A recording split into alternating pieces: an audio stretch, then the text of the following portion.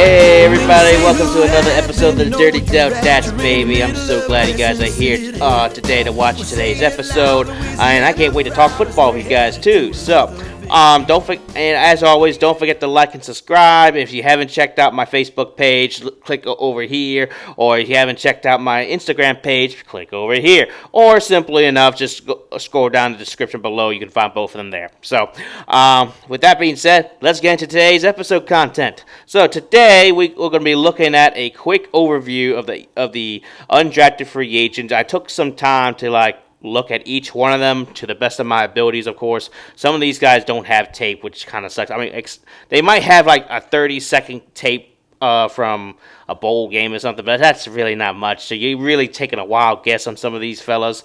But some of them actually do have solid tapes, so I'll be probably commenting the most on those. So but like I said, we're going to go through them pretty fast because I don't want to spend too much time on these guys.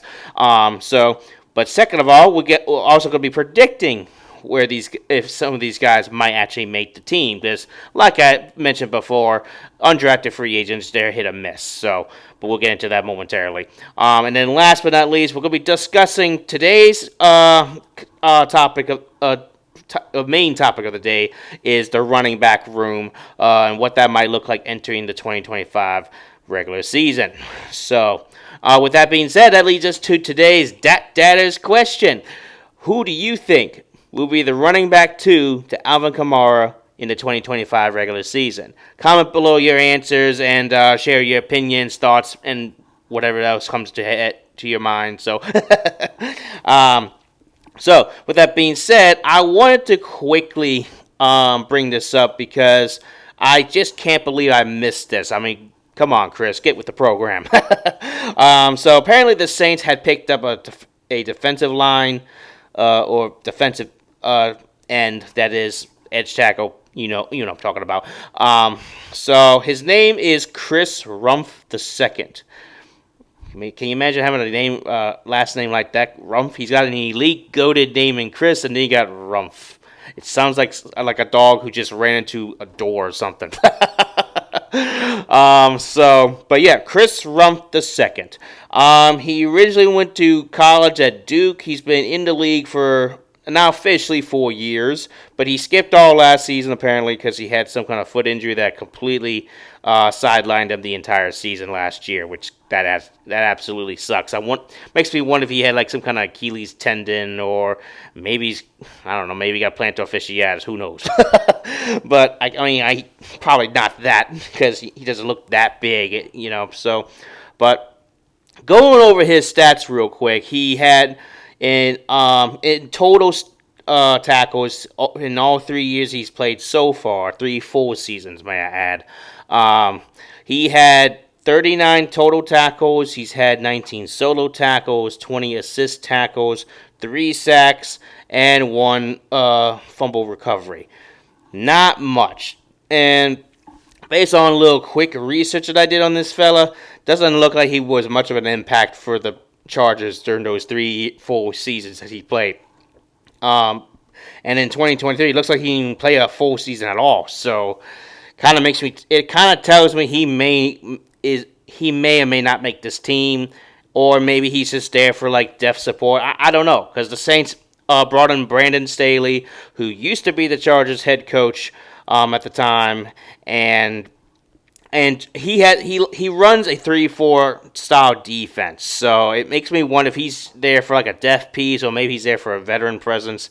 Maybe not as much veteran, because we got plenty of that on our team. So, but best of luck to him. I hope it works out, because usually whenever we get a broken Charger, they end up being an absolute saint. So, let's take a look at yours truly, Drew Brees. That's a given. There's also Darren Sproles. Can't forget that fella.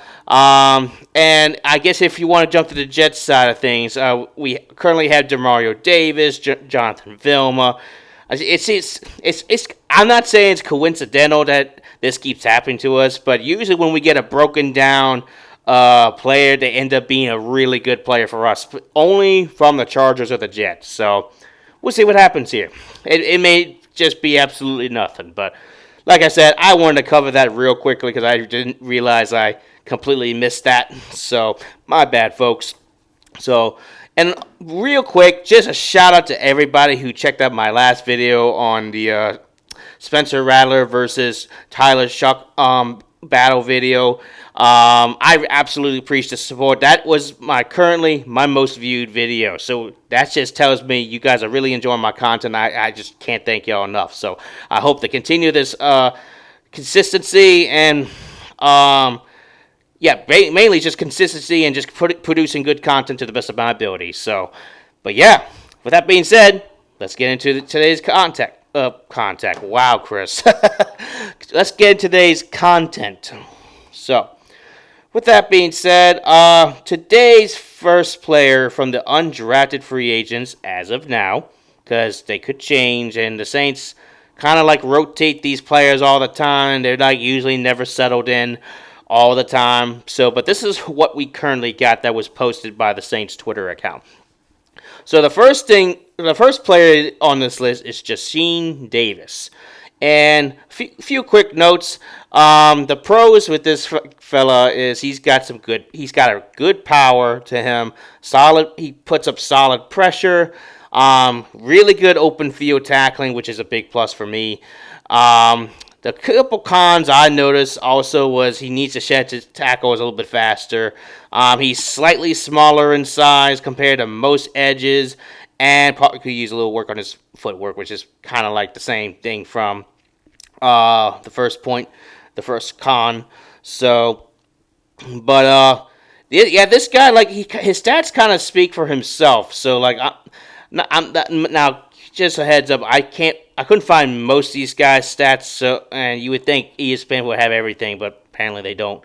So, but with that being said, Jacene Davis, in my opinion, is like the best of this group in terms of stats, especially on defense. So he has a lot of great qualities in him that kind of makes me think he could be a candidate to make this team, and I'll cover that later in this video. So he contains a 2022 All-SEC honorable mention, which is not bad. Contains a 2022 preseason Athlon 4th team All-ACC. He also has a 2021 second team freshman All-America by The Athletic. I don't know what that is, but okay.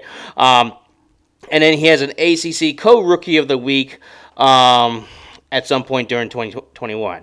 In his entire career at Wake Forest, he's actually one of those loyal players that stuck around at one school. That's a topic I would love to cover at a later date. But let's go ahead and just stick to today's content. So he spent all 4 years at Wake Forest, and he averaged about 25.5 total sacks in 5 years. That's really good. He also was second at Wake Forest with careers tackles for loss with 51, and then 14 tackles for loss in 2022, just ranked outside the top 10 in program history. And on top of that, in his freshman year, he had about the same numbers, 14 tackles for loss, and also 7 sacks in the 2022 season. Overall, pretty solid stats. And that kind of makes it, and I like this one. I like this pickup. I'm surprised he wasn't drafted yet, because based off that, I'm surprised he didn't get drafted. So, but you know, there's a lot of those players that you think, like, oh, yeah, this guy's a sure-in to get drafted, but they don't get drafted. Like, there's this guy named Jared Ivey. He plays for Ole Miss. Yeah, I have to mention him, of course, but Jared Ivey was, like, one of the Ole Miss Rebels on defense, one of the better defensive players, and he had the most sacks, I believe, for the Rebels, and he wasn't picked up.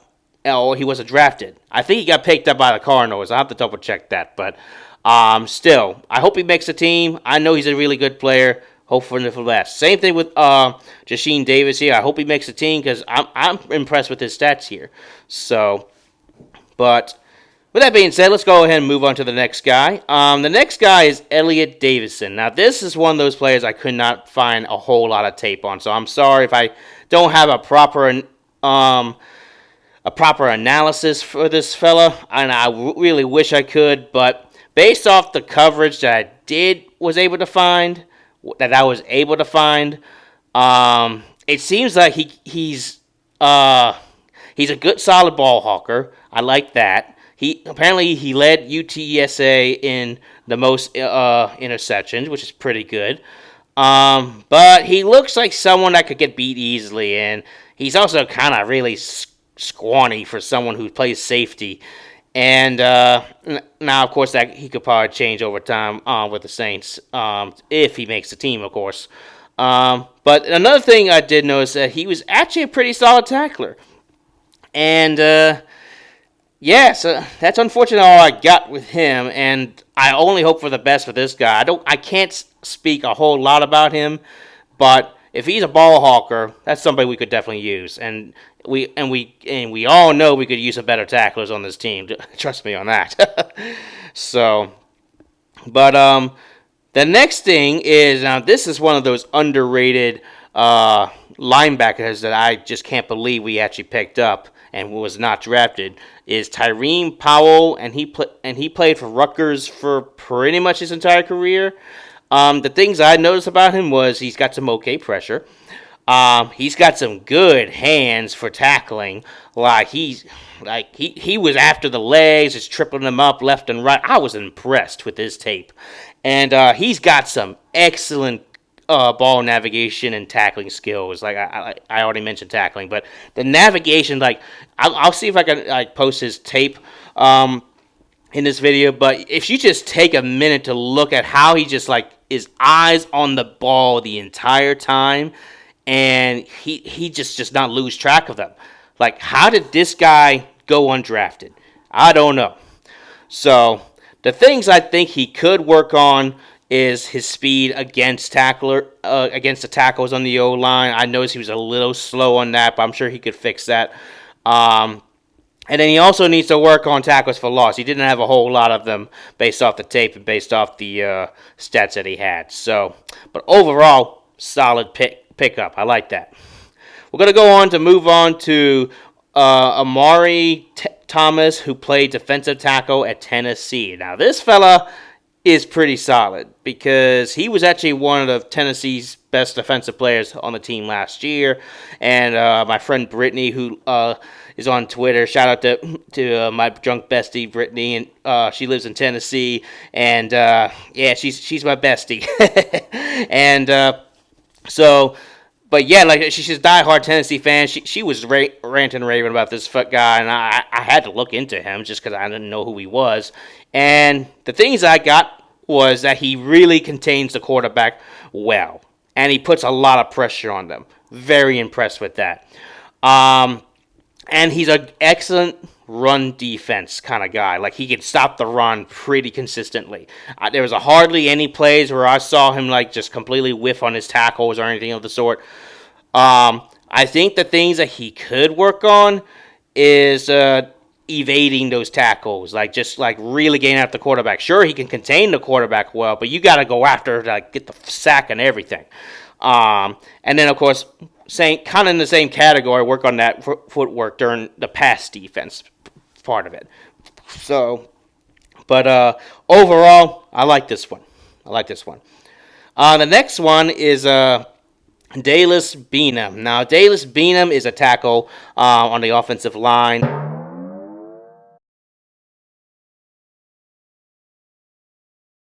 Now, there's still obviously he didn't have any tape, unfortunately. But I really can't comment on tackle, especially when they have no tape and they didn't give, and there's nothing to back us up. So I can only hope that he works out for us and that he actually works well on the O-line. Maybe he could be a really good depth piece. Who knows? So we're gonna just go ahead and continue. The next one is Torricelli Simpkins II. Same thing, tackle. He played for South Carolina.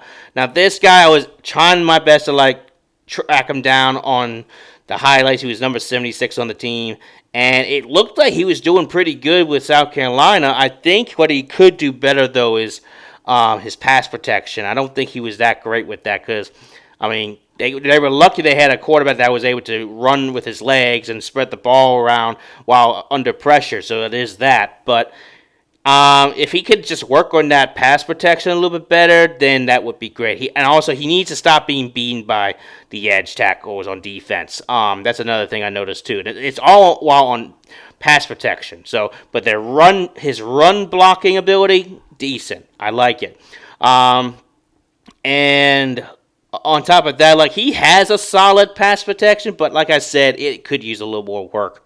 So I see him more as like a depth piece for the most part. But we'll see how he does on training camp and preseason. Now this one could be my favorite.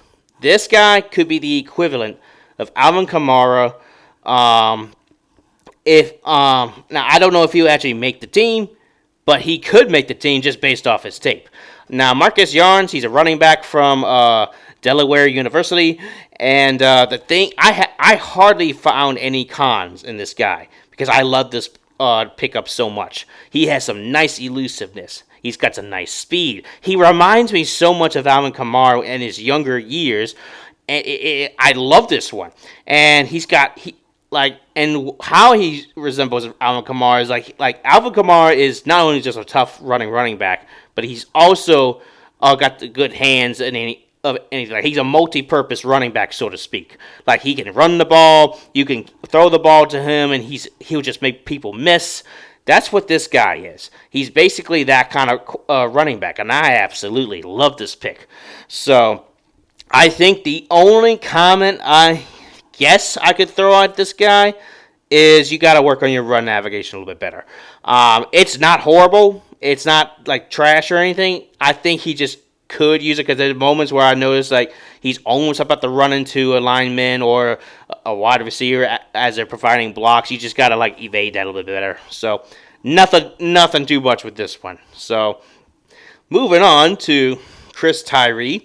So Chris Tyree was with Notre Dame for about 2 years, and then he played his last season with Virginia. And he didn't have a lot of stats, so it tells me that he was more like a wide receiver 2 or 3 on both Notre Dame and Virginia. But the tape that I did find on him is pretty good. So I noticed that he was a shifty receiver, which is something we need. The benefit of with this guy was he used to be a running back, so I guess he was playing running back for a while, and then on top of that, he decided he was going to change positions, and he ended up being a receiver, which I think actually made him a little bit better, in my opinion. So that's where he's getting his shiftiness from. He's also a good slant route receiver, and he's also pretty solid with his deep routes too. So I think the thing he needs to work on is his footwork, and separation skills while doing those routes. Sometimes he looks like he tended to be a little bit rough on the edges there. But the one thing I think he could be useful for is special teams. He made some pretty good special team runs. He could be a nice special teams punt returner, kickoff returner, whatever, either one. And so yeah, like, I have some high hopes for this guy. So I hope he makes the team. So we're going to move on. Now, this one's a curious one because I thought we had a solid punter already, but they went ahead and picked up James Burnip, who played for Alabama. He was their punter for the last 4 years. This one's curious because I didn't think we needed a punter. And I don't know. Maybe Kellen Moore just doesn't think he's that good. I don't know. Or maybe they just need a backup in case, I don't know, if the punter gets injured or something. Or maybe he's just like a practice team punter. Who knows? I don't know with this one. Like, this one's curious to me. So, but the thing I know is that he's got solid punting skills. He averages about 45 yards per punt, his longest being 60, which is pretty good in my opinion. And he's got, like, a strong leg, decent hang time. So, yeah, like, this is, like, in terms of pickups, this is a nice pickup. It's questionable because, like I just mentioned, we already have a punter that I thought is pretty good. But, I mean, I'm not the coach. What do I know? So, next we go to Moochie Dixon. Now, Moochie Dixon is a curious one because he played for what's that school called? SMU. He played for SMU, and SMU was one of the better teams last season that actually made the playoffs. And it was their first year, I believe, in the Big 12. And he was pretty solid, much like Chris Tyree, where he's shifty and he's a solid slot route receiver. And he's got the physicality for it, too. Like, he's actually a pretty big guy, so that's something we definitely could use. Solid catching skills. I think, honestly, though, like Chris Tyree, he needs better separation from, like, safeties and corners. Like, just get off, just make them, completely lose them on track. And where do I think he stands in terms of, like, the receiver room? Well, given our receiver room currently, it's in question, but he might be a wide receiver 5 or 6. I'm just being honest here. But who knows? He might be one of those guys that just suddenly takes off from the team and ends up being like a wide receiver 3 or 2. Who knows? Because I mean, we could use all the receiver help we can get because our receiver room is in question, which will probably be a video for next time. But yeah, so overall, I like this one. So next, Easton Kilty. For a second, I thought it said Easton Kitty. I'll be like, oh man, my cat's gonna love him. So, but no, it's Easton Kilty. He played for 3 different college teams. His last year was with Kansas State, and he looked like he was pretty solid from what I saw on his tape. He looks like he can run, protect the ball. What am I talking about? He can protect the quarterback pretty well. He's got some solid footwork. Pass protection is a little iffy. Run protection is pretty good. So yeah, not much to comment here. Probably just another depth piece like the other 2 tackles they got. So, but we'll see what happens. So anyway, that wraps up the undrafted free agents. Now, who do I think makes this team based off this current list of undrafted free agents? As I mentioned already, I really like Marcus Yarns. I think Marcus Yarns could be a candidate to make this team. He's my favorite pick out of all these pickups from the undrafted free agents. Like I mentioned, he's got some nice elusiveness. His speed's a huge plus. Great catching abilities. Good running back footwork. You name it. Like this kid's got it all. How did he go undrafted? I don't know. Like I really don't know.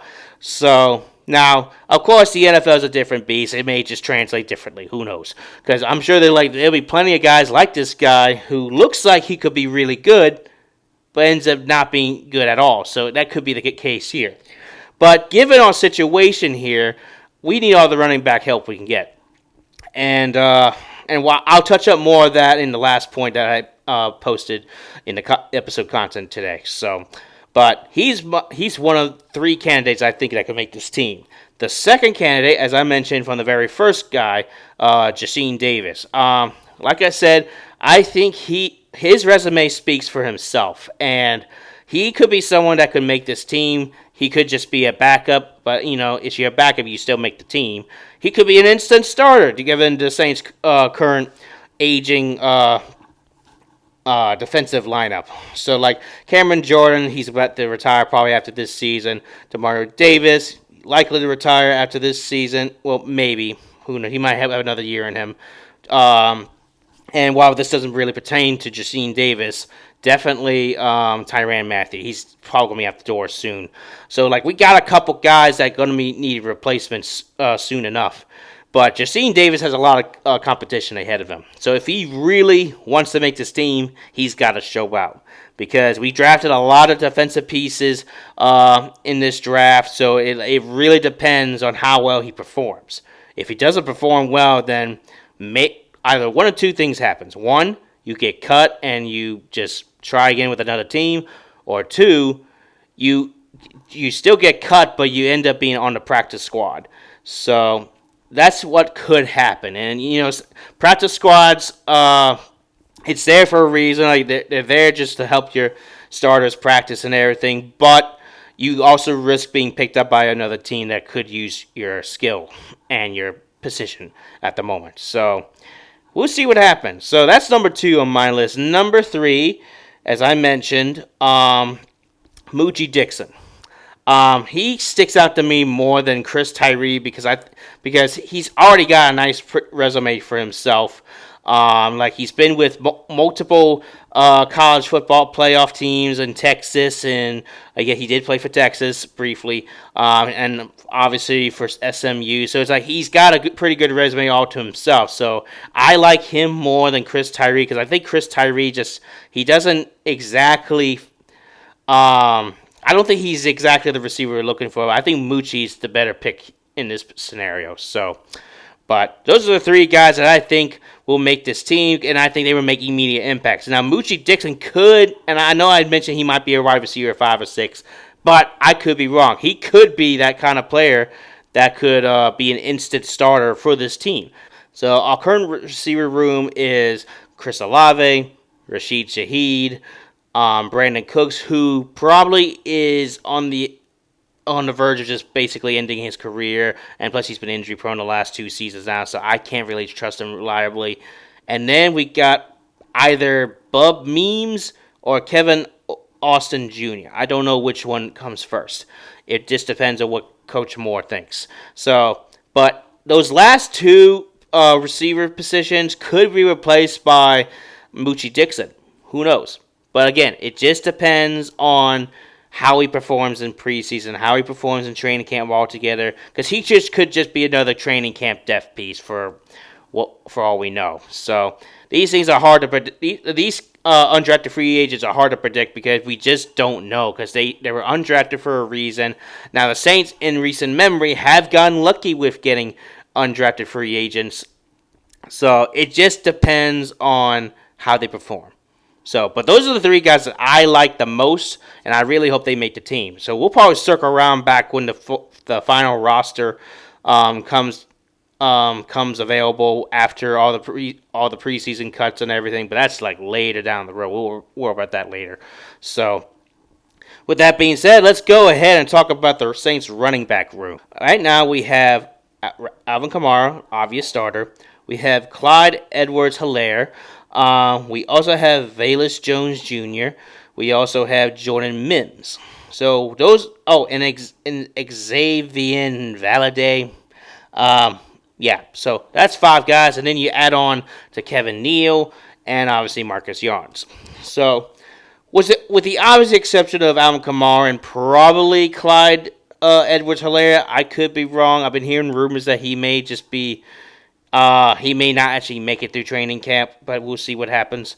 But those 2 guys I think will likely stick with the team. Now comes to the question of Kendre Miller, excuse me. Kendre Miller is a question because of his injury history. That's a given. He is yet to play a full season as a Saints player. Ever since we drafted him, he has been injury prone for the last 2 seasons now. 2 seasons. And it's unfortunate because on tape, especially at TCU, he had a lot of potential. Like, so much potential. He had the power that we were looking for. We thought he might be the next Mark Ingram or the next Deuce McAllister, but he just cannot stay healthy. And it's a shame. And how much longer can we really wait on him? Now that we got Marcus Yarns and Kevin Neal, those 2 guys could possibly replace him. And I know those are 3 other fellas, but let's be honest here. I don't see any of those guys being replaced because they played their fair share last season. They just did not do anything. It wouldn't surprise me if they get cut too, or they could just be special team pieces. Who knows? But at the same time, it's like Kendre Miller's got to be out the door, right? You would think so.